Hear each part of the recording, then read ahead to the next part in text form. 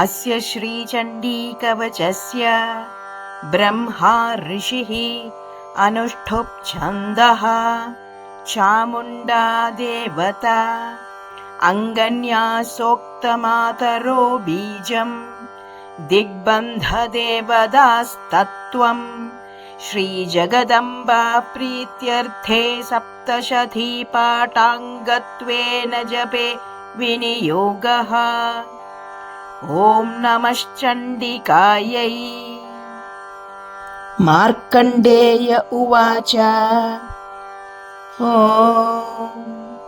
यद्गुह्यं परमल्लोके सर्वरक्षाकरं नृणां यन्न कस्यचिदाख्यातं तन्मे ब्रूहि पितामह। ब्रह्मोवाच अस्ति गुह्यतमं विप्र सर्वभूतोपकारकं देव्यास्तु कवचं पुण्यं तच्छृणुष्व महामुने। प्रथमं शैलपुत्री च द्वितीयं ब्रह्मचारिणी तृतीयं चन्द्रघण्टेति कूष्माण्डेति चतुर्थकम्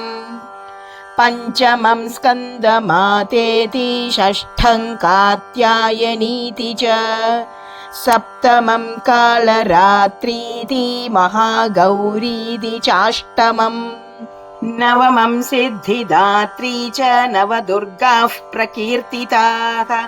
उक्तान्येतानि नामानि ब्रह्मणैव महात्मना। अग्निना दह्यमानस्तु शत्रुमध्ये गतोरणे विषमे दुर्गमे चैव भयार्ताः शरणं गताः न तेषां जायते किञ्चिदशुभं रणसङ्कटे न पदं तस्य पश्यामि शोकदुःखभयं नहि। यैस्तु भक्त्या स्मृता नूनं तेषां वृद्धिः प्रजायते ये त्वां स्मरन्ति देवेशि रक्षसे तान्न संशयः। प्रेदसंस्था तु चामुण्डा वाराही महिषासना ऐन्द्री गजसमारूढा वैष्णवी गरुडासना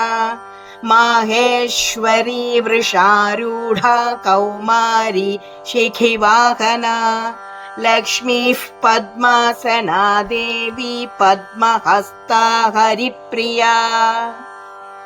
श्वेतरूपधरा देवी ईश्वरी वृषवाहना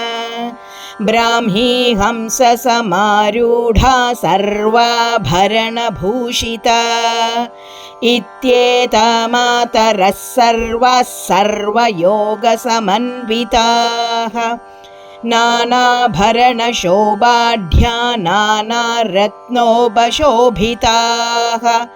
दृश्यन्ते रथमारूढा देव्यः क्रोधसमाकुलाः शङ्खं चक्रं गदां शक्तिं हलं च मुसलायुधं खेटकं तोमरं चैव परशुं पाशमेव च कुन्तायुधं त्रिशूलं च शार्ङ्गमायुधमुत्तमम् दैत्यानां देहनाशाय भक्तानामभयाय च धारयन्त्यायुधानीत्थं देवानां च हिताय वै।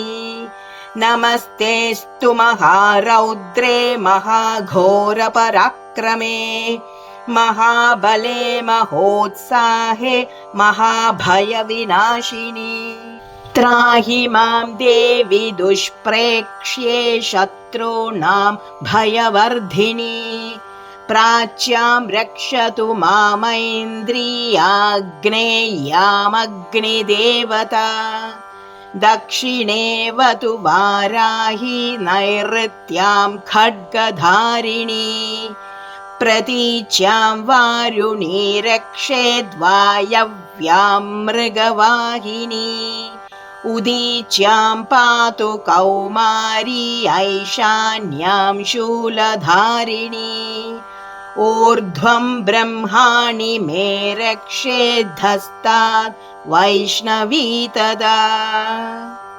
एवं 10 दिशो रक्षेच्चामुण्डा शववाहना जया मे चाग्रतः पातु विजया पादु पृष्ठतः अजिता वामपार्श्वे तु दक्षिणे चापराजिता शिखामुद्योतिने रक्षेदुमामूर्ध्नि व्यवस्थिता मालाधरी ललाटे च भ्रुवौ द्रक्षेद्यशस्विनी त्रिनेत्रा च भ्रुवोर्मध्ये यमघण्टा च नासिके शङ्खिनी चक्षुषोर्मध्ये श्रोत्रयोर्द्वारवासिनी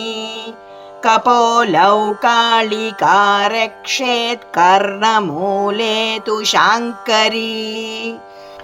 नासिकायां सुगन्धा च उत्तरोष्ठे च चर्चिका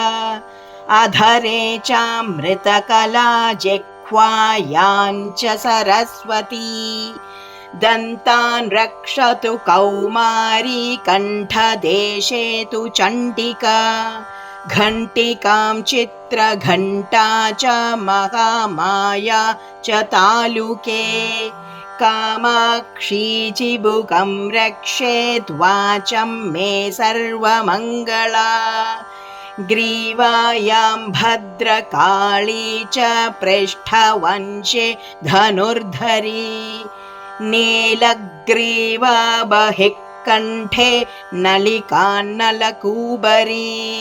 स्कन्धयोः खड्गिनी रक्षेत् बाहू मे वज्रधारिणी हस्तयोर्दण्डिनी रक्षेदम्बिका चाङ्गुलीषु च नखान् शूलेश्वरी रक्षेत् कुक्षौ रक्षेत् कुलेश्वरी स्तनौ रक्षेन्महादेवी मनः शोकविनाशिनी हृदये ललिता देवी उदरे शूलधारिणी नाभौ च कामिनी रक्षेत् गुह्यं गुह्येश्वरी तथा पूतना कामिका मेढ्रं गुदे महिषवाहिनी कट्यां भगवती रक्षेज्जानुने विन्ध्यवासिनी जङ्घे महाबला रक्षेत् सर्वकामप्रदायिनी गुल्फयोर्नारसिंही च पादपृष्ठे तु तैजसी पादाङ्गुलीषु श्रीरक्षेत् पादाधस्तलवासिनी नखान् दंष्ट्राकराली च केशान् चैवोर्ध्वकेशिनी रोमकूपेषु कौबेरी त्वचं वागीश्वरी तथा रक्तमज्जावसामांसान्यस्थिमेदांसि पार्वती अन्त्राणि कालरात्रैश्च पित्तं च मुकुटेश्वरी पद्मावती पद्मकोशे कफे चूडामणिस्तथा ज्वालामुखी नखज्वालामभेद्या सर्वसन्धिषु शुक्रं ब्रह्माणि मे रक्षेत् छायां छत्रेश्वरी तथा अहङ्कारं मनोबुद्धिं रक्षेन्मे धर्मधारिणी प्राणौ पानौ तथा व्यानमुदानं च समानकम् वज्रहस्ता च मे रक्षेत् प्राणं कल्याणशोभना रसे रूपे च गन्धे च शब्दे स्पर्शे च योगिनी सत्वं रजस्तमश्चैव रक्षेन्नारायणी सदा आयु रक्षतु वाराही धर्मं रक्षतु वैष्णवी यशः कीर्तिं च लक्ष्मी च धनं विद्यां च चक्रिणी गोत्रमिन्द्राणि मे रक्षेत् पशून् मे रक्ष चण्डिके पुत्रान् रक्षेन्महालक्ष्मीर्भार्यां रक्षतु भैरवी पन्थानं सुपथा रक्षेन्मार्गं क्षेमकरी तथा राजद्वारे महालक्ष्मीर्विजया सर्वतः स्थिता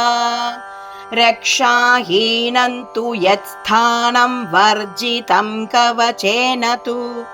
तत्सर्वं रक्ष मे देवि जयन्ती पापनाशिनी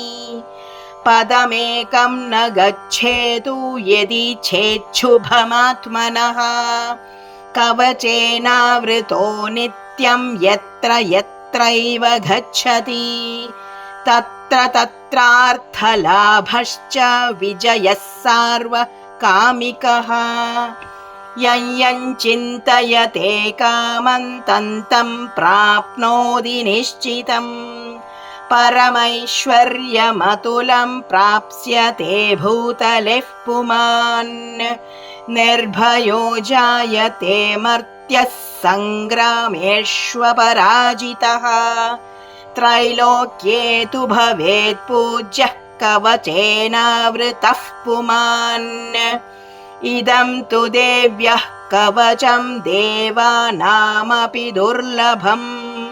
यत् पठेत् प्रयतो नित्यं त्रिसन्ध्यं श्रद्धयान्वितः दैवी कला भवेत् तस्य त्रैलोक्येष्वपराजितः जीवेद्वर्षशतं साग्रमपमृत्युविवर्जितः नश्यन्ति व्याधयः सर्वे लूता विस्फोटकादयः स्थावरं जङ्गमं चैव कृत्रिमं चाभियद्विषम् अभिचाराणि सर्वाणि मन्त्रयन्त्राणि भूतले भूचरः केचराश्चैव जलचाश्चोपदेशिकाः सहजा कुलजा माला डाकिनी शाकिनी तथा अन्तरिक्षचरा घोरा डाकिन्यश्च महाबलाः ग्रहभूतपिशाचाश्च यक्षगन्धर्वराक्षसाः ब्रह्मराक्षसवेतालः कूष्माण्डा भैरवादयः नश्यन्ति दर्शनात् तस्य कवचे हृदि संस्थिते मानो नतिर्भवेत् राज्ञस्तेजो वृद्धिकरं परम् यशसा वर्धते सोऽपि कीर्तिमण्डितभूतले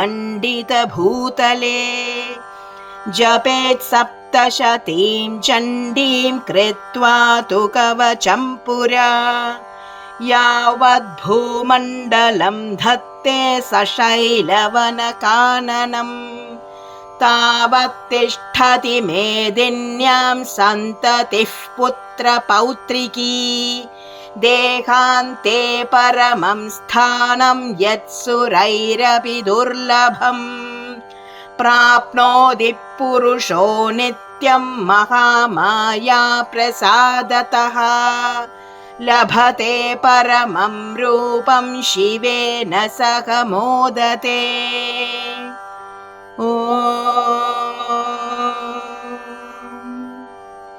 इति देव्याः कवचं सम्पूर्णम्। ॐ नमश्चण्डिकायै।